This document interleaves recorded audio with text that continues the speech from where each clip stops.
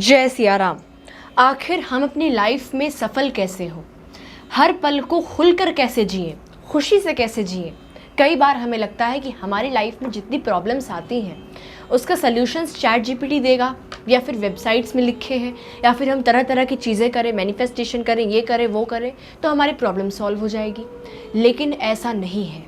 सुंदरकांड में जो चौपाइयाँ हैं उन्हीं में आपकी प्रॉब्लम्स का सल्यूशन है।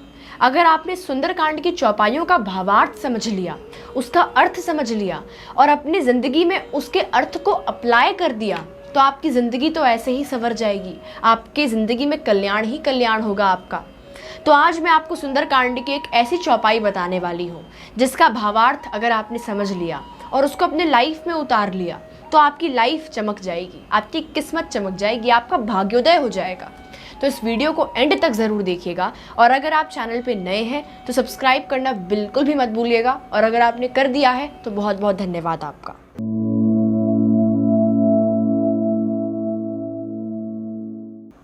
सुंदरकांड की ये चौपाई बहुत ही अद्भुत है।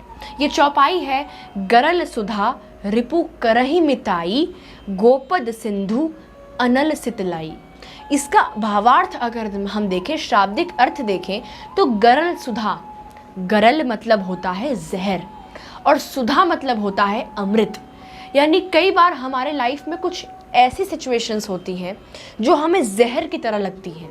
हमें ऐसा लगता है कि ये तो बहुत ही ख़राब हो रहा है मेरे साथ, मेरी जॉब चली गई, मैं एग्ज़ाम में फ़ेल हो गया, किसी भी तरह की समस्या। हमें लगता है कि ये तो जहर की तरह है, जहर के समान है। लेकिन कई बार वो जहर ही हमारे लिए सबसे बड़ी सीख बन जाती है। वो जहर ही कई बार हमारे लिए सबसे बड़ा अमृत बन जाता है। कई बार हमें लगता है कि हम एग्ज़ाम में फ़ेल हो गए, अब क्या होगा, ये तो जहर के समान है। लेकिन बाद में हम जब किसी ऊंचाई पर पहुंच जाते हैं तो हमें लगता है कि अगर वो दिन हमने ना देखा होता तो आज हम इस ऊंचाई पर नहीं होते। इसीलिए जो होता है अच्छे के लिए होता है। ईश्वर ने आपके लिए कुछ बेहतर सोच के रखा हुआ है।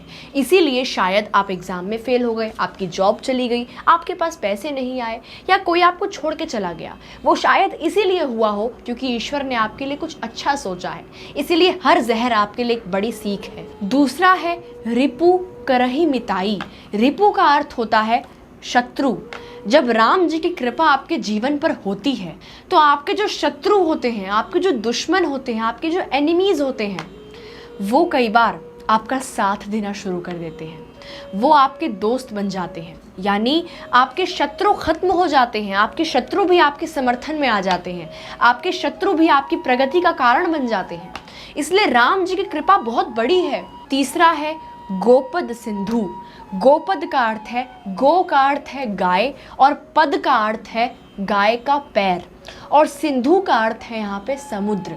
कई बार हमें अपनी लाइफ की प्रॉब्लम्स समुद्र के जैसी विशाल लगने लग जाती हैं। हमें लगता है कि आखिर समुद्र को पार कैसे किया जाए, समुद्र जैसी ये विशाल समस्या को पार कैसे किया जाए, इससे छुटकारा कैसे पाया जाए। लेकिन जब आपके जीवन में राम जी की कृपा हो जाती है तो समुद्र जैसी विशाल समस्याएं भी आपको गाय के पैर के समान लगने लग जाती हैं। गोपद यानी गाय के पैर के समान लगने लग जाती हैं। गाय का पैर छोटा होता है और वैसी ही समस्या आपको प्रतीत होना शुरू हो जाती है। यानी राम जी की कृपा अगर आपके ऊपर हो जाए तो जो समुद्र जैसी जो समस्या बड़ी लग रही थी, बहुत विशाल लग रही थी, वो अब छोटी लगने लग जाती है और गाय के पैर के समान छोटी लगने शुरू हो जाती है। चौथा है अनल सितलाई। अनल का मतलब होता है आग और सितलाई का मतलब होता है ठंडी।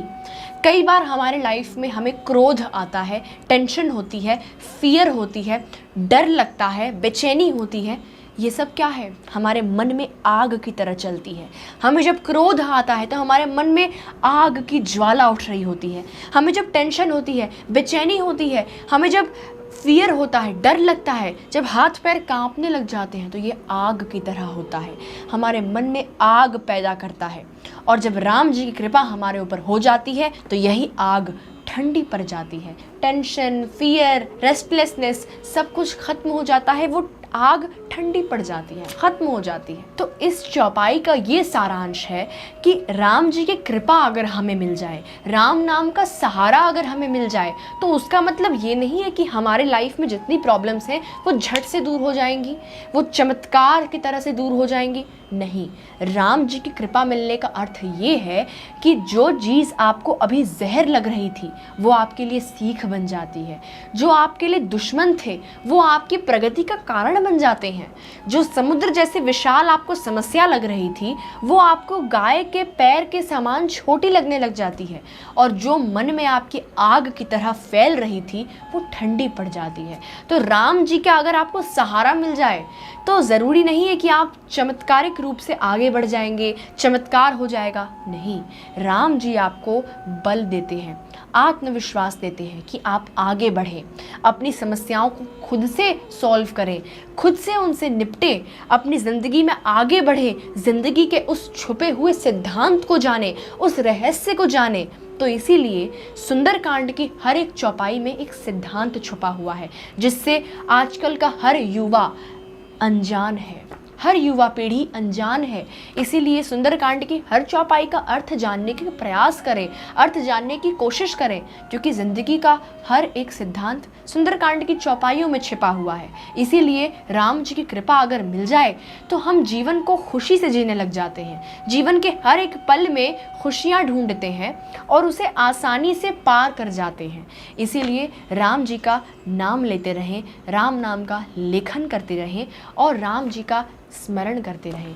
आपकी आधी परेशानियां तो ऐसे ही निकल जाएंगी, आपको समझ भी नहीं आएगा कि आपके लाइफ में कभी परेशानी भी आई थी।